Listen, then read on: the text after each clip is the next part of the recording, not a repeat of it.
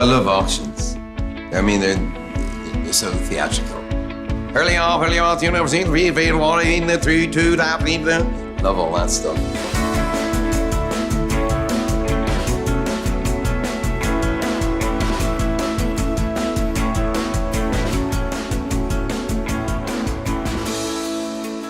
We're always looking to get the best and the brightest, working for the people who are the most vulnerable. There's some great rhyme in that. And in design, that's it. It's Elvis and the Beatles, isn't it? Johnny and Mark.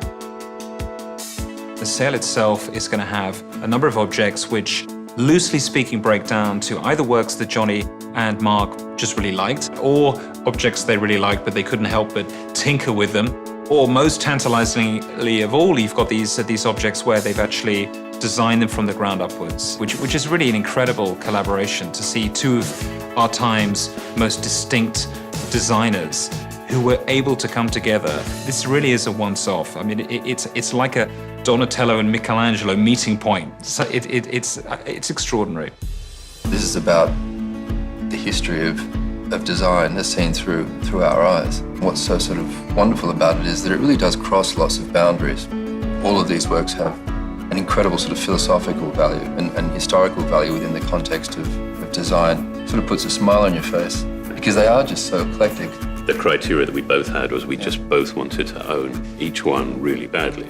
And there is a real thread that runs through these objects, from a telescope to a spacesuit, to a pen, to watchmaking tools, to a scooter, and across products that diverse, used in such incredibly different places to do very different things.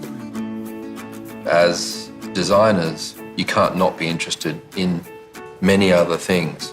Every one of the things that we've chosen exudes a certain integrity. When something's been developed that's focus and a preoccupation is about solving some really tough problems, normally it's that process that yields the most beautiful objects. Manufactured objects, they testify to who made them. They describe values. I think these are all extraordinary pieces of design. Mark and I have known each other and we've been so close for so long. One of the things obviously invariably we'll talk about is design. And what was just fabulous this time was we actually got the chance to go that step beyond the discussion and to start to prototype and to actually start making some things together. Creating slightly impossible forms is always fun, and doing things in a way that illustrate and exploit a certain level of craftsmanship. While it is made from a number of pieces of aluminium, the conceit of the idea is that it's continuous, so it appears to be one singular form. The other piece is a camera that we worked with Leica on. The Leica object embodies the most iconographic qualities of a camera. It ended up being a kind of process of distillation and sort of concentration. We wanted it to be light.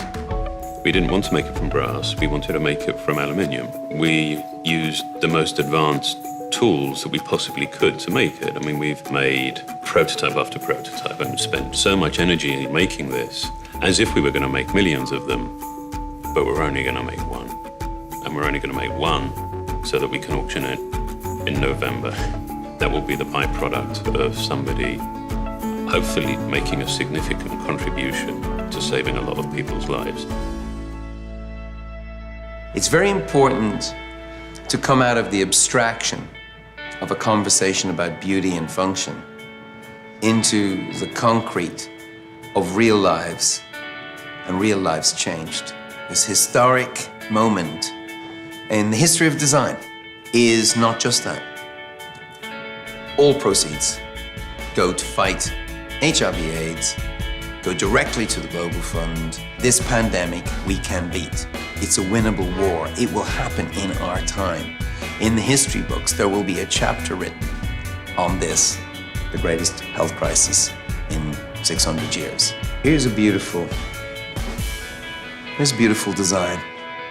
Now that's solving problems. Isn't that amazing? 50 days after you take that, you are back from death's door. Just taking a fucking pill. That's the most beautiful object in the world.